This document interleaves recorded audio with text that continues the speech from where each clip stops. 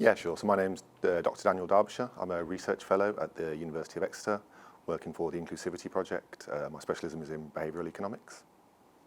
So behavioural economics uses insights from things like psychology and neuroscience about how the brain works to improve traditional methods of economic thinking and decision making. So the main research that I've been doing as part of the Inclusivity project is focused on the role that unconscious bias plays in the workplace, particularly affecting the employment prospects of disabled people and older people. So unconscious bias refers to the automatic associations and attitudes within the brain that affect how we think, feel and act towards one another. It can be things like specific characteristics and the kind of stereotypes or like stereotypes that kind of come along with those, often imprinted by media narratives from a young age, by societal narratives, these kind of things. So prejudice would often be explicit, and I think this would be the key thing. We often refer to unconscious bias also as implicit bias, and so this is the difference, that prejudice would be in action, explicit discriminatory actions, whereas unconscious bias is more subtle. It's often unknowing, it's, as I say, it's automatic. So it's often automatic and it's unknown to the person, it's unconscious, it's kind of just automatic connections that the brain makes, because our brains are imperfect in lots of different ways. It's always looking to make shortcuts if it can, and so often it's just falling back on a kind of a stereotype or something, which is an easy way to make a connection and make a quick, instant judgment about a person once you see them. Yeah, so one of the things about unconscious bias is that it's universal. All people have some forms of unconscious biases, which they may or may not be aware of. So being conscious of an unconscious bias isn't enough to eliminate it. You know, you can have unconscious biases that you are very much conscious of, and you may have unconscious biases which you're not conscious of, but almost everyone will have some kind of unconscious bias towards some particular characteristic or type of person. Yeah, sure. So there are lots of different kind of specific examples of what we call unconscious bias, but one of the most important, I think, in the workplace is known as affinity bias. It's also known as similarity bias. And this is where people tend to have an unconscious preference for people that they judge to be more similar to themselves. And so if I look at someone and I judge them to be more like myself in whatever kind of aspects that is, gender, age, race, etc., then I'm going to unconsciously express a higher preference for that person than someone I judge to be more dissimilar to myself. And so I think that affinity bias is one of the most important kinds of unconscious bias, especially when we're talking about the workplace. So I think the key point is that through similarity bias, you may end up choosing the wrong candidate. You may end up choosing someone that's more similar to you, and therefore, because of the affinity bias or the similarity bias, you overweight that person. In a work context, it can lead to you choosing suboptimal candidates, i.e. not the best person for the job. Yeah, I think so. And there's a cartoon from like a newspaper-style cartoon which I like. It's a man sat in a boardroom and every person looks literally identical. And he says, it's kind of a speech bubble where he's thinking, he says, finally I have a team that thinks just like me. And I think that's kind of the point, that that's why it's dangerous to some extent, because it encourages kind of groupthink much more easily in kind of very similar groups. And as we know, unconscious bias, it's often the fact that something just wasn't considered during, for example, a product design process or something like that. For example, seatbelts were designed largely by men, and so they were not very suitable for women, things like this. And it's not that seatbelts were explicitly designed to exclude women, it's just that they were designed by men who weren't really thinking about people not similar to themselves.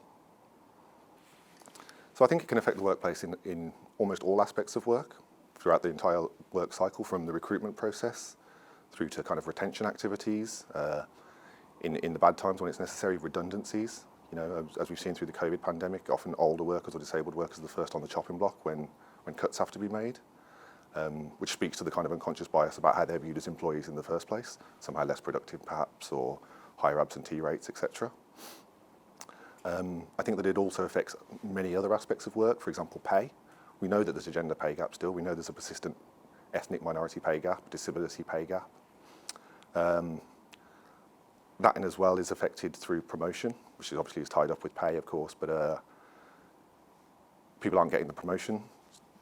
We know that, for example, there's a lack of ethnic diversity in FTSE 100 boardrooms, for example, same with gender diversity. In terms of, one of the reasons behind that is professional development. people often aren't given the kind of training, the same access to training and professional skills development as other people perhaps. And so then when the promotion comes, well, you don't have that training, well, you didn't offer me the training, and so it's kind of a vicious circle in some ways. So I think that it can affect basically all aspects of work. When I spoke about it a minute ago, recruitment, I was thinking that the person making the decision of who to hire, but it can also affect who applies in the first place. So if you don't have a diversity of applicants applying for your jobs, then you're going to struggle to kind of have a diverse workforce reflected from that. And so if your application process, your marketing materials, etc., reflect a certain type of person or certain types of people in a way that may exclude others, well then when you are looking to employ people, they may say, I don't look like the kind of person who would fit in at that workplace. So they may not even apply in the first place. And so you may be doing everything, you may be thinking, oh, we want more diversity. Why aren't we getting the applications? Well, then you need to start thinking about, well, how are you advertising the jobs? Where are you advertising them? Are you advertising them in the right spaces and things like this? And so I think that, and also even beyond that, maybe not so relevant to what we do, but it will also affect who sees themselves as your customer in that same sense. People aren't going to come and buy from you if they don't feel that you represent them in some way. And so I think that's why unconscious bias is really important to image. You know, I think we can think of, for example, particular brands or things which we associate as being maybe white middle class brands or things like that, or you know, anti-LGBT brands because the way that they market themselves and things like this. So I think it's really important actually. So we've been doing a number of things throughout the course of the project. The first thing we've been doing is a number of events. Right from the start of the project, we've been holding events about unconscious bias in the workplace, where we get expert panelists from both our own kind of area, the university, the academic community, but also from the business community via our project partners. And we've done that a number of times throughout the project now. And it's always good to kind of get people in the room to start talking about unconscious bias, because that always has to be the first step is, I mentioned it earlier, being conscious of unconscious bias. And I think that these kind of events are always the first step. And you know, people often won't start on this journey about understanding unconscious bias because they're afraid of making the wrong move or they don't want to take the first step. And so opening up this kind of space for people to just talk about it in a very frank way has been a really engaging process, and we've had lots of engagement from the business community over that as well, I think. Also, in addition to that, of course, we've been doing research activities. In particular, I've been doing a study on unconscious bias in the workplace, in particular against disabled people and older people, which are obviously our focus on the Inclusivity project. So what we've been doing is we've been using a tool which measures unconscious bias. We've been using that tool within the kind of the local Cornish business community to measure their unconscious bias against disabled people and older people. One of the things we were interested in, given the nature of the Inclusivity project, was the effect that working for a small business made compared to working for a bigger business. And initially we expected that perhaps the bigger businesses, they would have less bias within them because they've got lots of money and budget for equality, diversity and inclusion activities, unconscious bias training, all these kind of activities. But actually what we found was that there were no differences when in terms of the unconscious bias between people who worked for small businesses and people who worked for big businesses. Yeah, so the implicit association test is the tool that we've been using to measure unconscious bias as part of our research. It's a widely used tool. It's been around for about 20, 25 years now. It has versions for race, gender, sexuality, all kinds of different versions. And what we find is that when people are asked to assign good words and disabled people together, that they somehow experience some kind of cognitive dissonance. They kind of, in their brain, they come up against a bit of a wall where they have to stop and say, okay, so disabled is supposed to go with good.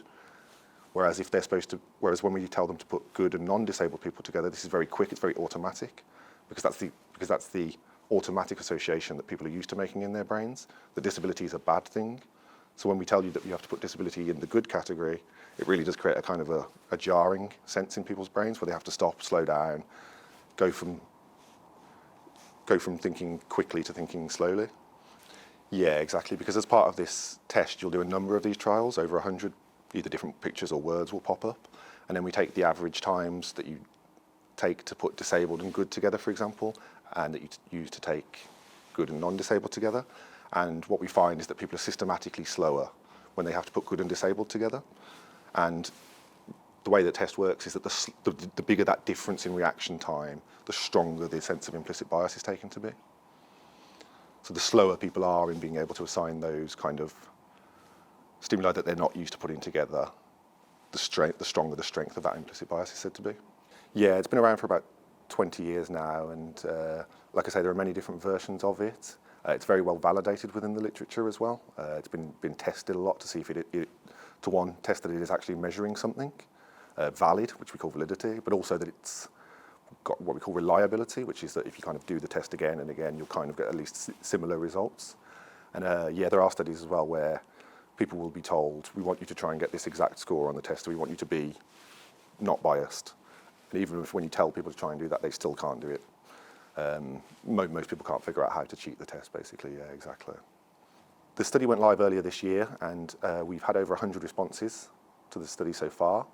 We do find that there is still significant implicit bias against disabled people and older people, which is in line with findings for the general public, for example. I mean, ours was just a kind of a business community lead, but it was very much in line with other findings for the general public. Yeah, so one of the things we were interested in is the effect of whether you work for a small business or a big business, how that would affect your unconscious bias, for example. We initially thought that people who worked in bigger businesses may have less bias because they get to take part in lots of different training activities, equality, diversity and inclusion, opportunities, all that kind of stuff. But actually in our sample of over 100 respondents, we found that there was no difference in the implicit bias between these two groups. And so people who work for small businesses are no more biased than people who work for big businesses. We were also interested in whether people who worked in human resources and or who were involved in making hiring decisions, which is probably more relevant for a small company that may not have a dedicated human resources department. We were also interested in whether those individuals may have lower bias, again, because especially for people who work in human resources, equality, diversity and inclusion, training, all that kind of stuff would be something that they would kind of routinely take part in. But again, we didn't find any significant differences between people who are involved in kind of human resources or just hiring decisions and people who aren't, which again, we kind of, based on the idea that there may be more training opportunities, etc., we hadn't expected. So we do find that certain groups have lower implicit bias towards disabled and older people. In particular, we find that women have lower bias, and we also find that disabled people have lower bias, which of course may not be surprising. But it's a common finding that if you like, marginalised or minority groups have lower bias towards other marginalised or minority groups. It's a very common finding within the literature, for example, so it wasn't too surprising in that sense. I think that it's basically comes down to experience. So people from minority or marginalised groups, they understand what it's like to be excluded, to be discriminated against, etc. And so when it comes to the experiences of other marginalised groups who may not be able to directly relate to, but they can relate to that experience of exclusion, that experience of discrimination, or whatever it may be, in a way that, for example, a white man couldn't. So the people who first came up with the implicit association test, they have a website online where people can go and do the tests, and they make all of that data publicly available. And so there are millions of responses online that anyone can go and look at. And I think that our results are very much in line with those results in terms of the overall levels of bias. For example, one thing that's consistent with our results and these public available data is that bias against older people is slightly lower than it is against disabled people, so that the implicit bias against disabled people is stronger than it is against older people. And that's a consistent finding both within our results and publicly available data. So I'd say that our results are very much in line with the general public, both within the UK and more globally, but mostly America in that case.